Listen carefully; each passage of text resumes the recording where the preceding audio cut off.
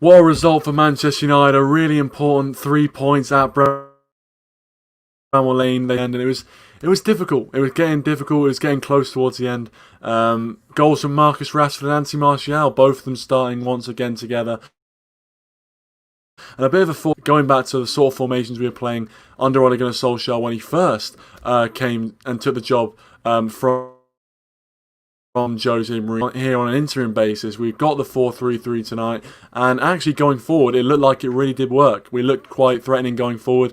We missed quite a few chances to kill the game off, and obviously Sheffield made it quite difficult towards the end, especially when McGoldrick got that second goal in the 87th minute, made it 3-2, and it was very, very nervy indeed. Their first goal as well, I'm sorry, that is ridiculous. I don't know what it is with our goalkeepers and taking time on the ball, taking too much time on the ball.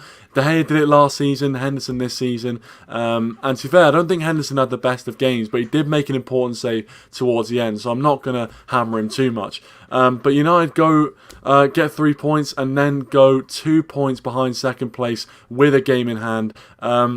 It's not a bad place to be in right now, especially from the way we started. It's not a bad place to be in right now whatsoever. Welcome Adam, welcome Tom, and welcome Owen. Thanks for joining, guys. Really appreciate it. Tom says that team goal. Oh yeah, superb team goal. Third one for Marcus Rashford. The goalkeeping could have been better from Ramsdale. And to be fair, I looked at Aaron Ramsdale and I thought, you just seen Dean Henderson and you didn't want him to feel bad. You didn't want him to feel bad because Aaron Ramsdale, I'm afraid, was shocking tonight for, I was about to say Bournemouth, Sheffield United. He was shocking tonight, I'm sorry to say. If he is watching, you shouldn't be watching. You should be watching your highlights back, mate, because you were poor tonight. But ultimately, both goalkeepers weren't at their best form. The third goal, though, as you said, Tom, unbelievable team play. Welcome Red Devil Studio, welcome G, thanks for joining. Check out Red Devil Studio if you haven't already. Brilliant stuff over there. I'm sure you've checked that already, but if you haven't, make sure you do. He says, let's not get on to Henderson and forget the mistakes De Gea made last season.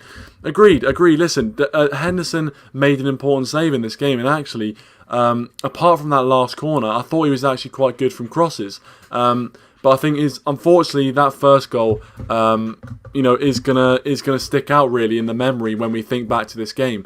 But in the end of the day, it happens to most good goalkeepers. I'm sure it's happened to Neuer and these sort of keepers in the past. But it was a poor error. You can't really get around that. But ultimately, in the end, he made the important save towards the end, the volley from Muse, which, you never know. If that was a bit further into the corner, we could be talking completely differently and in a completely different tone right now.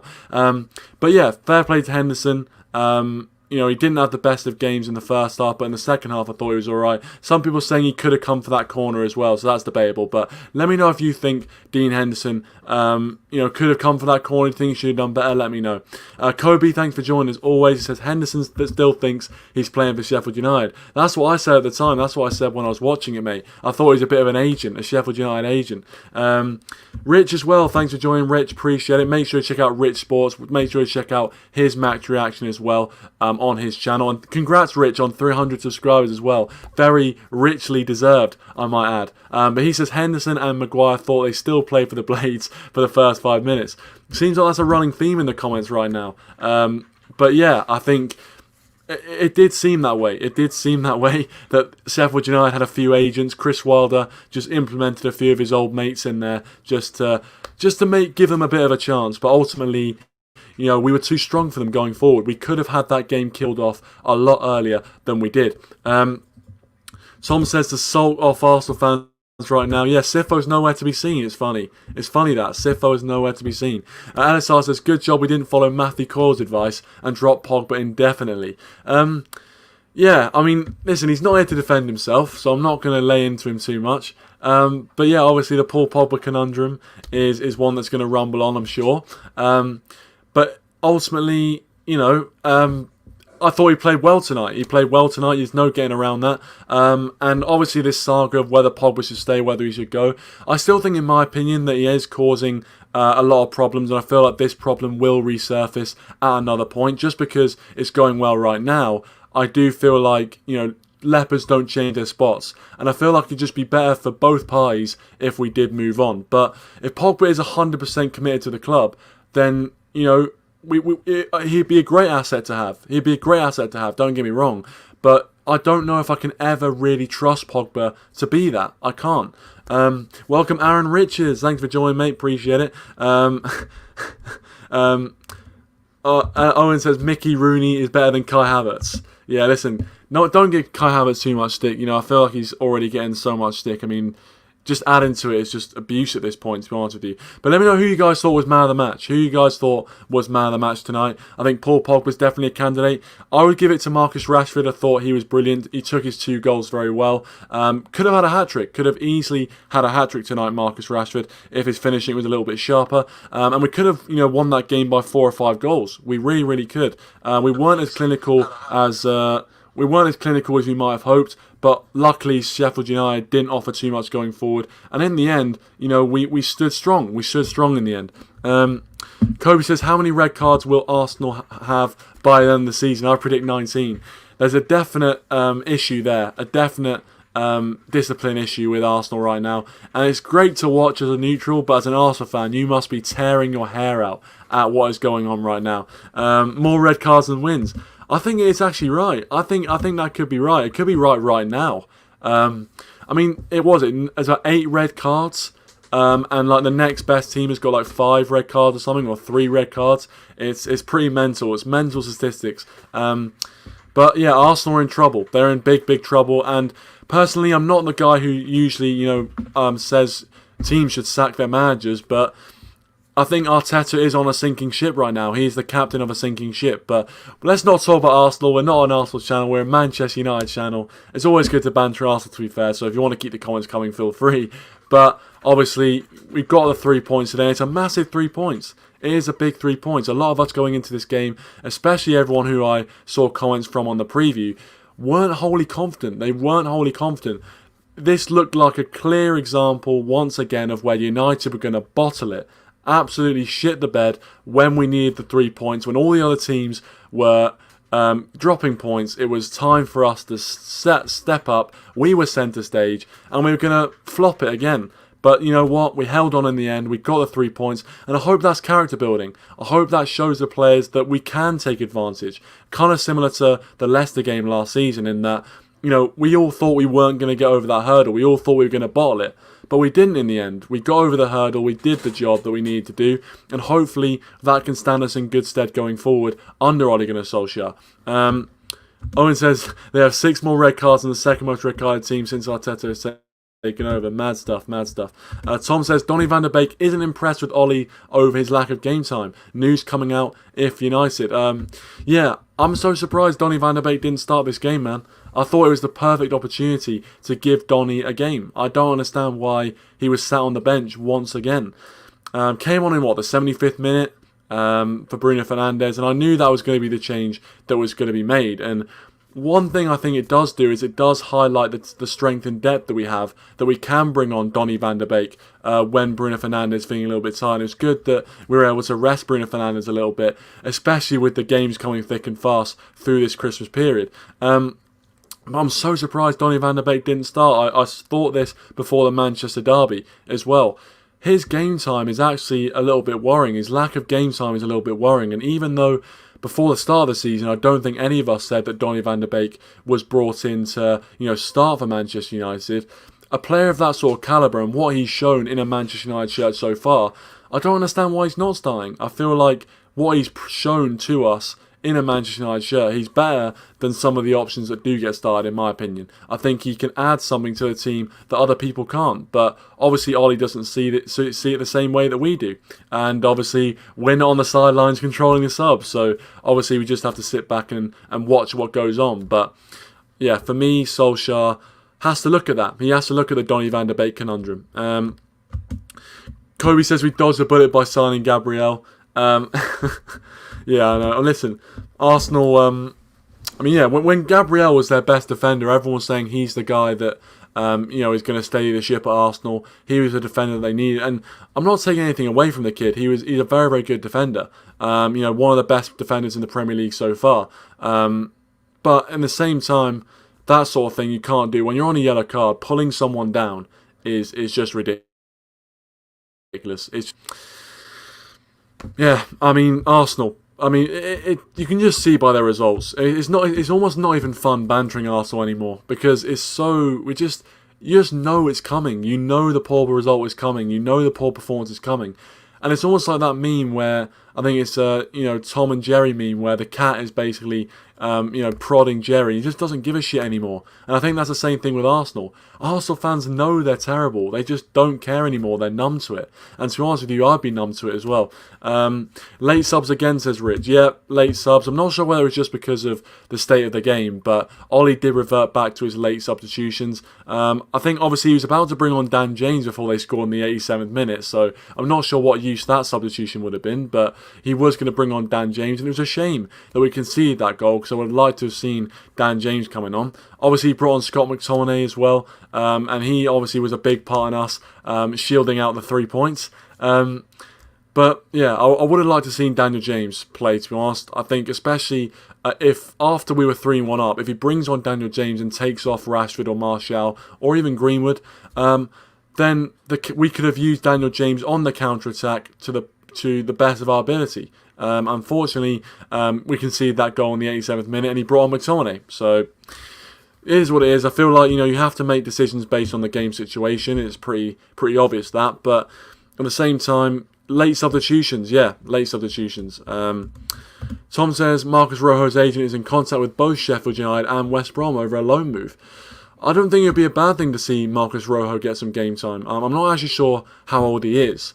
Obviously, he's not young talent anymore, really. But I think, if he's not going to get game time here, I think just as a football fan, you'd rather see a player get game time. And I think Rojo's not a bad defender. I think he could do well at another club. I don't think he's Manchester United material, especially if we're going to be winning league titles. But I think he's good enough to get into a Premier League defence, no doubt about that. I mean, most people, I think I'm probably good enough to get into Sheffield United's defence. They were woeful. I mean, they couldn't even defend a long ball over the top. The amount of times we got through on goal with just a kind of hopeful ball lofted over the top of their back four. It's worrying times for them. It really is worrying times for Sheffield United fans. Kobe says that pass on Lindelof, though, a brilliant pass to Rashford, and Rashford took his goal really well. And I was speaking about it with the people I was watching the game with, actually. And obviously, one thing they said was actually a good point, which was that Marcus Rashford, when he doesn't have enough time to think about his finish, he often finishes with a lot more of a clinical streak. And it's actually true. If you look at most of his goals, when he's being pressured by a defender or when he knows he has to take a quick touch and a shot, he's usually a lot more clinical than he is when he's got loads of time to kind of eye up the finish. I'm not sure if you guys kind of see that as well, but to be fair, in my opinion, Rashford once again proving he's got class. He has got class about him, and he can produce those sort of clinical finishes. The second goal was a bit more fortunate, but the build-up play was not fortunate. It was superb, absolutely superb. Kobe says McFred was rested today. That means he'll play against Leeds. Yeah, obviously Fred didn't get a start. Neither did McTominay, which I was a bit perplexed that neither one of those two players got a start. Especially the fact that Solskjaer always loves to go to them. They're like his go-to men, really. So I was a bit surprised that neither one of them got a start, and we went so attacking from the off. But it was refreshing to see, and I think if we didn't concede that early goal, we could have had that game wrapped up before half time. We really, really could. Yeah, Tom, I'll get you on. I'll do a little call in. Why not? It won't be for too long. But you know what? We'll invite whoever wants to come in to have a chat about the game, because it's good to chat about a win. It's good to chat about a win, no doubt about it. And I'm sure you've got a bit to say, especially towards a certain Mr. Owen, about Dean Henderson as well and his performance. So I'm looking forward to hearing what you've got to say about that. And yeah, if any of you guys want to join in, hop in and have your say, then please do feel free to do so, as we can chat about a very, very important 3 points, actually, because now we sit in a position, in sixth position, where if we win our game in hand, we go 2 points. We go into second place, which I didn't think I'd be saying after our start to the season. I really didn't think we'd be saying that. But we have got two of our channel favourites here, two lovely guests, Rich and Tom. Make sure you do check out both. Oh no, well, make sure you check out Rich Sports, and obviously make sure you check out Tom on Twitter. I was about to shout out your YouTube channel, Tom. I mean, if you have a YouTube channel, let us know, and we'll shout you out. But I'm not sure if you do. But anyway, make sure you definitely check out Rich Sports if you haven't already. And congratulations on 300 subscribers, mate. Congratulations. Oh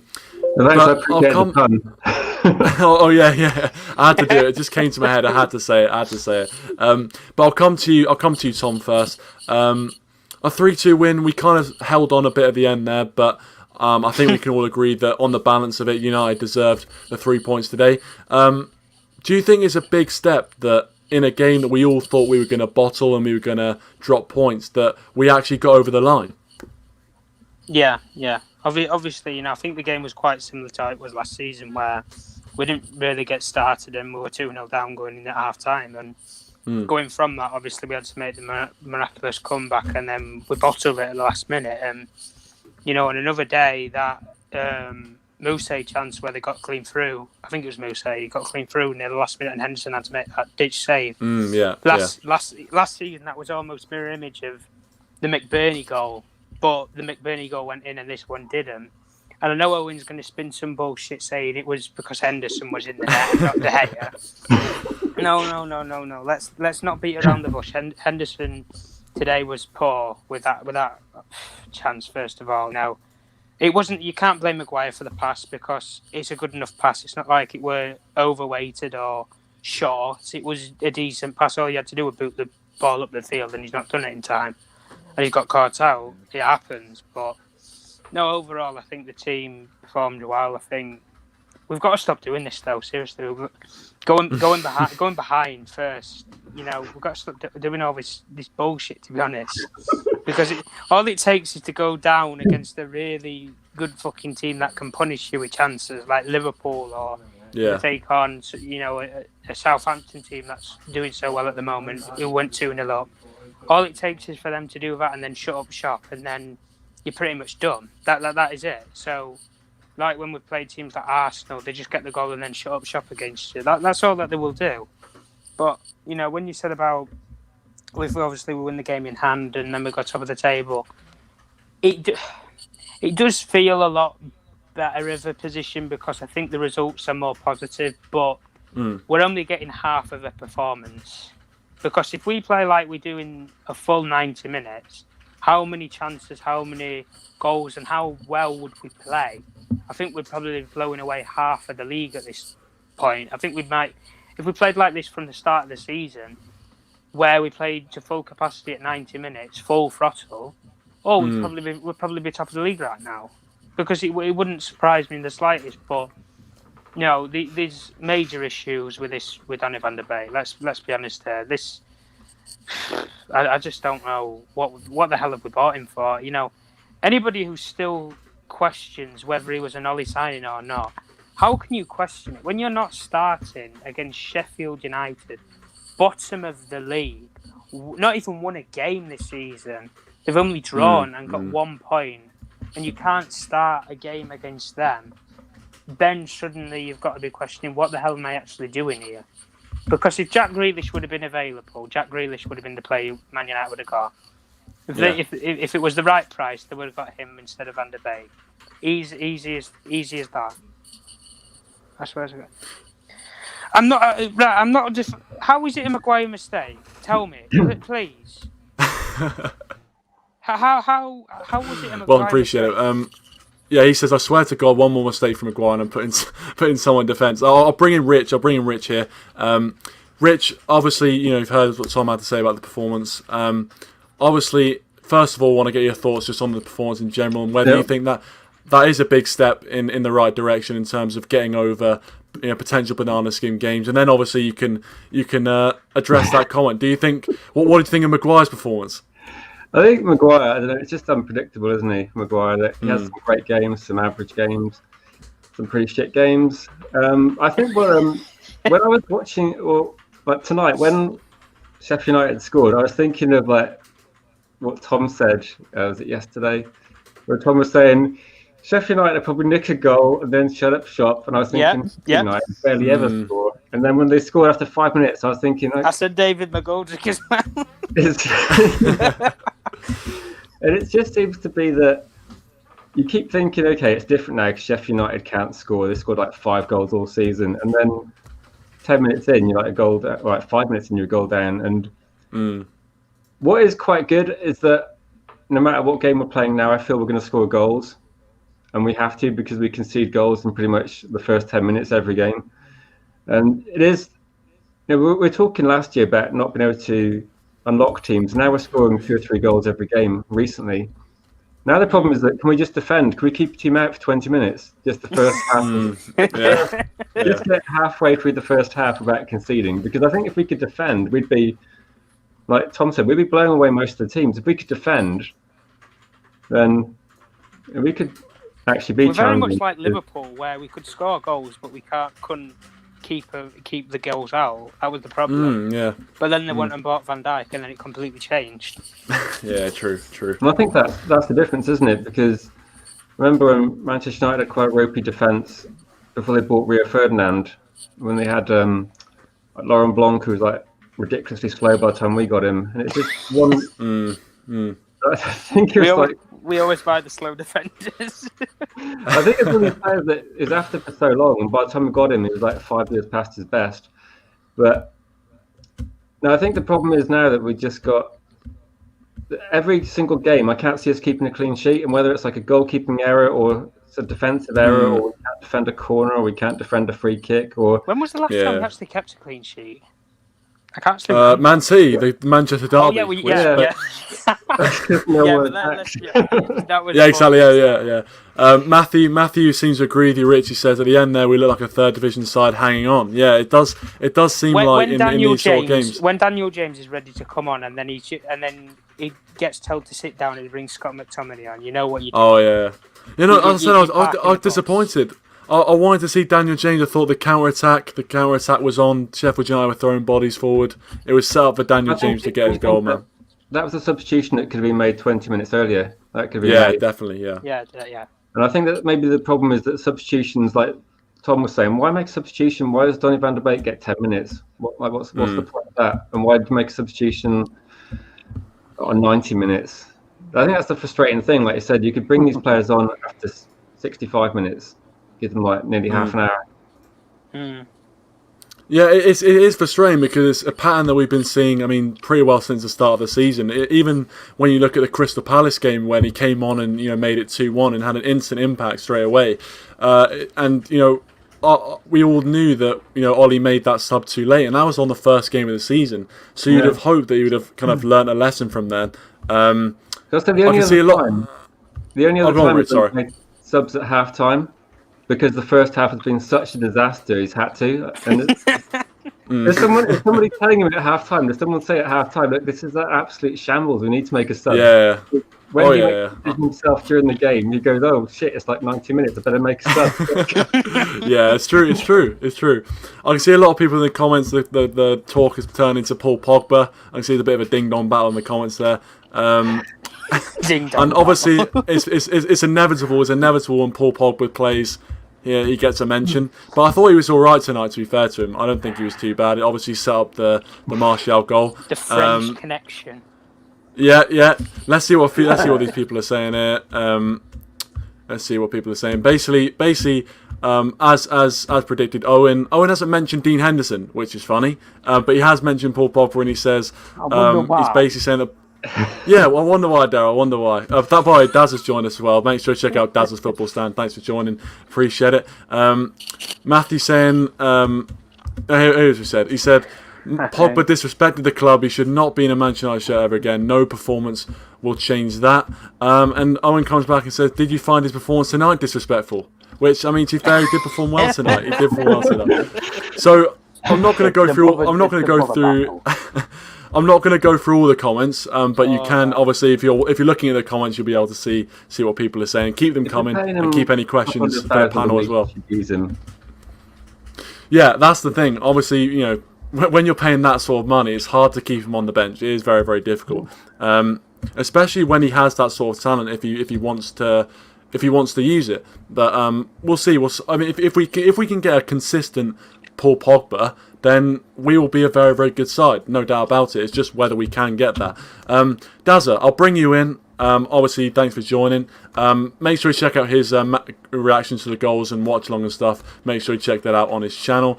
Dazza, how did you? Do it. All right. I wasn't going to be doing it at first, so. I saw you doing like a mobile stream. Like you had to do it through the phone. Yeah, it was a bit of a new venture, that one. Change of plans. And Owen says everyone make sure you tune in to CVFM tomorrow at between 2 till 4. Obviously Dazza's show, so make sure you tune in for that. Yeah. But yeah, Dazza. Obviously we've asked Rich and we've asked Tom about the game. I want to ask you, what were your overall thoughts? Do you think it was a big step in the right direction as we've got over this potential banana skin really in this game? And also, who was your man of the match? And I'll ask you guys as well after Dazza's answered. Yeah. But yeah, who was your man of the match? I thought the first 15 minutes were cack, put it that way. It has been. Harry Maguire, to be honest with you, well, yeah. I was, to be honest with you, it wasn't the 6-minute abs this time, as Mark Goldridge calls it. It was the 6-minute abs for Sheffield instead. But we didn't turn up in the first 15-20 minutes. I don't know why Maguire didn't just play to Lindelof on his right hand side instead of playing it back to Henderson, who knew he was going to be put under pressure immediately. So he takes one touch and then loses it, and it's a soft goal to give away. It's ridiculous, but you have to blame Maguire and Henderson for that. If you might as well just hit it first time. If that was De Gea, he would have hit it first time, or he would have at least took less time on the ball. But very similar though to what David De Gea did at Everton last season. Yeah, very similar. Well, not really. Kind of similar. Well, the ball ended up in the back of the net in both games. It's a bit similar then. Well, duh. Kind of. I mean, well done. Yeah. Yeah, I know that. Thank you, Darryl. Games, remember? Well, put it this way. This time, Henderson's lost the ball. The Gea one, he literally kicked it straight at him. He literally smashed it straight off his ribs. So, yeah, but, to be honest with you, if I was going to give man the match, I was actually slated last bit early on in the game, I'm not going to lie, because he was having opportunity. I did hear his voice kind of, but I didn't kick him out. Trust me. Don't blame me. His decision. I was like, it's just like no. It's like no. It's like no. It is exactly like the goal against Everton. Get out of this call. No, I'm joking. Dazza, obviously, I did hear his voice was breaking up a little bit, but if he does come back, we'll add him straight back, of course. Kelly Red Max TV, thanks for joining. Appreciate it. Make sure to check out his channel as well. Great Man United content on there. He says, how good is that? Last season we would have struggled. Next 3 games are key and will show if we want to be a part of the title race. We play Leeds as well. Is it on the weekend we play Leeds? Is it this weekend or? Yeah, Sunday. Yeah. Yeah, that is a big game. But I won't be surprised if we lose. We're at home. Yeah. You do say that all the time. I'm not gonna lie. Yeah. I mean, every time we lead. I'd be surprised if we score the first goal. I mean, to be fair, Leeds going forward are a very good side, but the one thing I think that plays into our hands is the fact that they do leave a lot of space in behind. I think that'll definitely play into it, especially if we play the way we did it today, because I think we had a lot of chances to kill that game off earlier. And by the way, the comment that Tom was laughing at was because Big O was asking what everyone's favourite Christmas song is. I like Driving Home for Christmas, but there you go. That's for another stream. Dazza, we'll add Dazza back. Hopefully everything's all right. Dazza, mate, sorry you got cut off there. But you were saying who your man of the match was. Well, first of all, my iPad died. That's why. I don't know why it was on. I don't know why. Isn't technology a wonderful thing when it works? It is. It's the reason we're all speaking right now, Daz. It's the reason we're all here. Well, no, we're all speaking with our mouths, not with the phones. True. Very, very true. Very, very true. It would be a weird time to join, wouldn't it? It's true. Yeah. A new viewer to the channel. We have a on Darryl tonight. He's back. What's going on? Does everything keep dying? I don't know what's going on. Probably just connection issues. No, Kobe I says don't he know thought it was what's going to going be a. Kobe says he thought it was going to be a 3-3 like last season. So it shouldn't be anything Yeah, I wrong. got that. I was a bit worried at the end, but luckily, Yeah. I was thinking that at one point. Yeah. When that corner went in, like Lindelof heading the ball off right, McGoldrick's head, I'm just like, oh no, like come McGoldrick on, not like capture. this. But yeah, that. Oh god, mate. I think before this game he scored 1 in 50 before this game. One goal in 50 games, and he so nearly got a hat trick. But Daz, who's your man of the match? Rashford.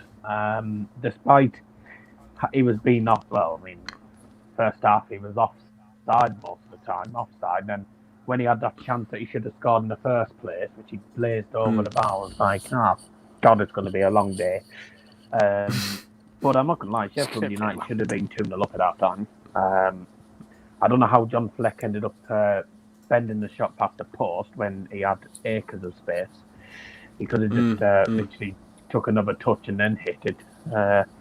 No idea why I did that. But I thought the Rashford goal, the first one, was Championship very well level taken. players. Good. Well, yeah, of course they are. Victor McGoldrick, he used to play for Ipswich. Rashford, the goal was well worked. It's a great ball from Lindelof, and then Rashford he controlled it very well. Really good first control, and then his shot. I mean, could have got it more into the corner, but you don't stop them anyway. Martial's goal, I thought, very, very lucky. I'm not going to lie. It was one of the crappiest goals I've seen all season, to be honest with you. Not as bad as the Sheffield United goal, mind.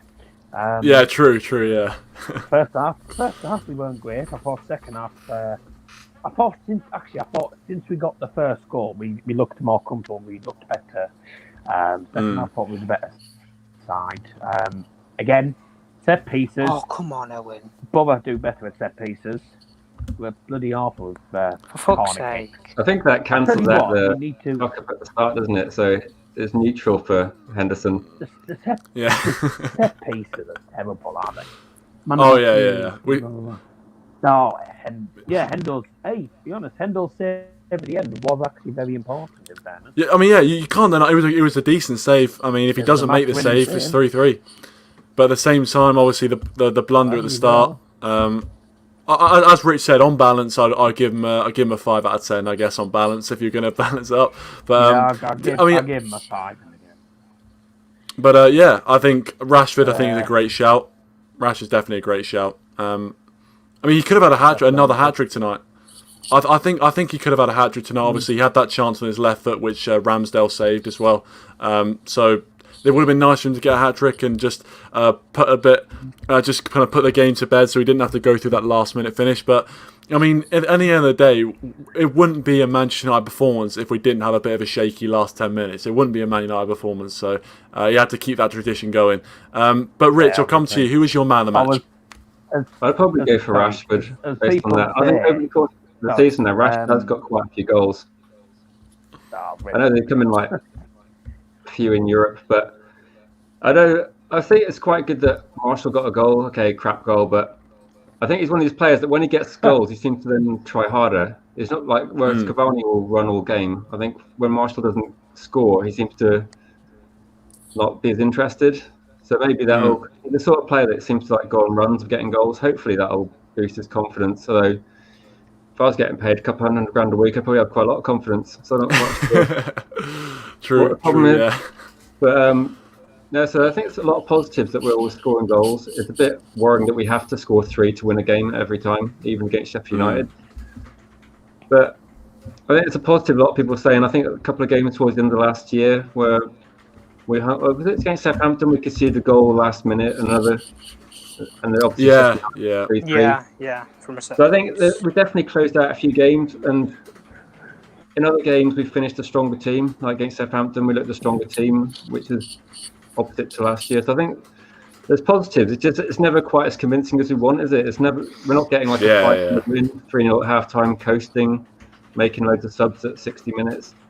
which is kind of what I thought might happen. I thought we could put this team away by half-time.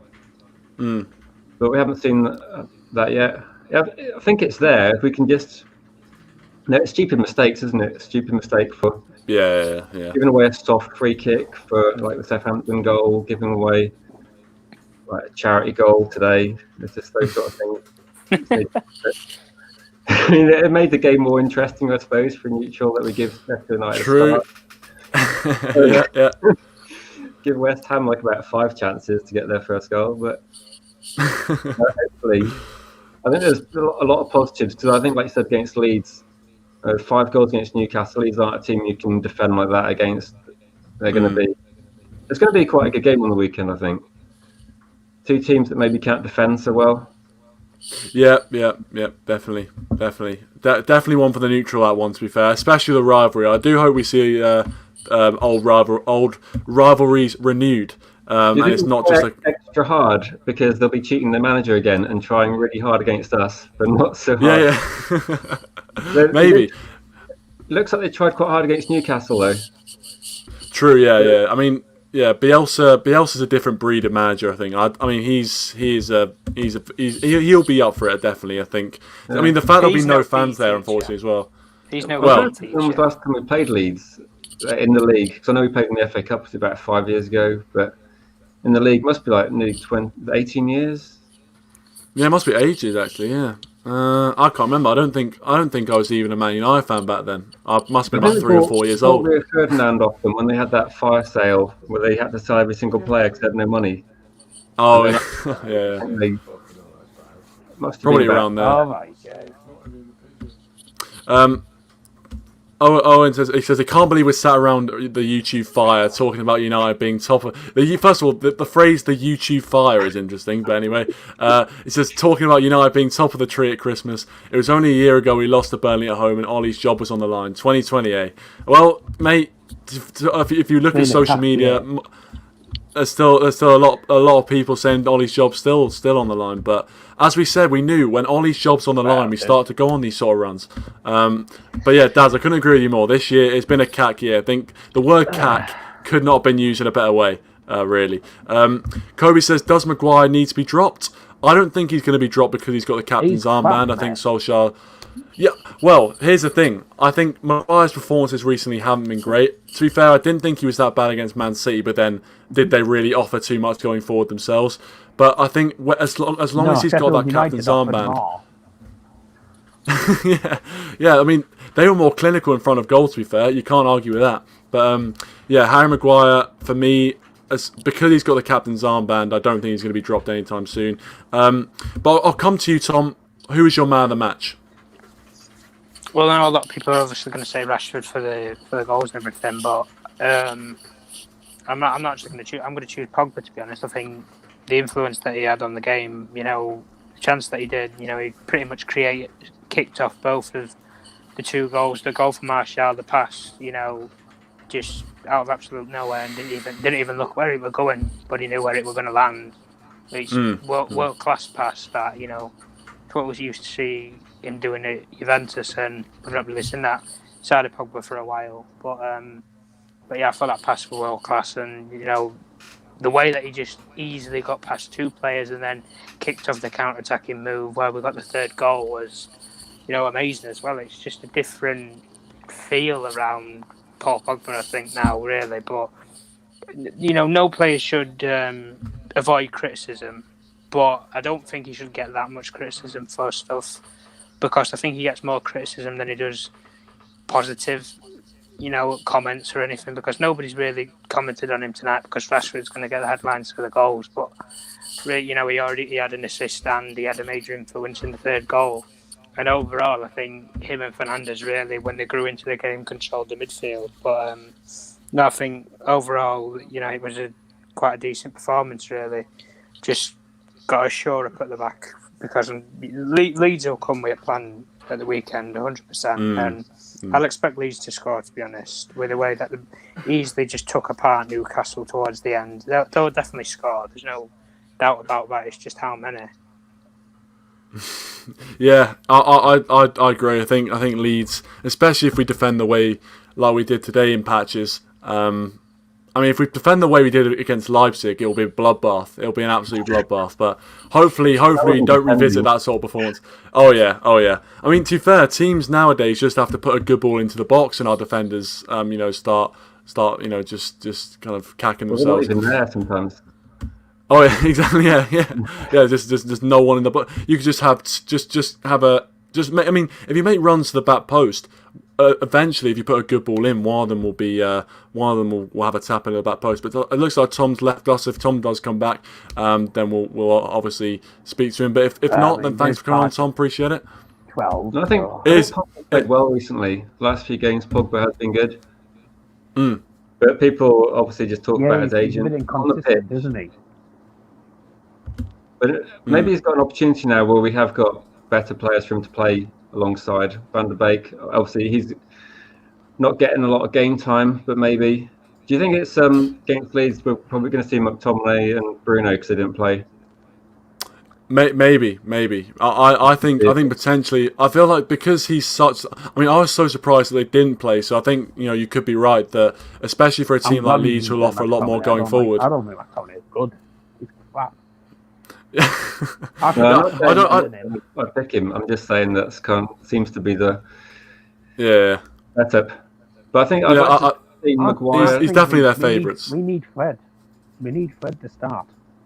And Van der Beek. Van der Beek should be getting started. I don't understand why he still doesn't get started. It's pissing me off. Not starting him. It's so frustrating. So Dazza, would you have started Fred instead of Matic today, for example? Yeah, do you know how fast? I mean, Matic is about as slow as a bloody snail. I could run faster than him. I mean, come on.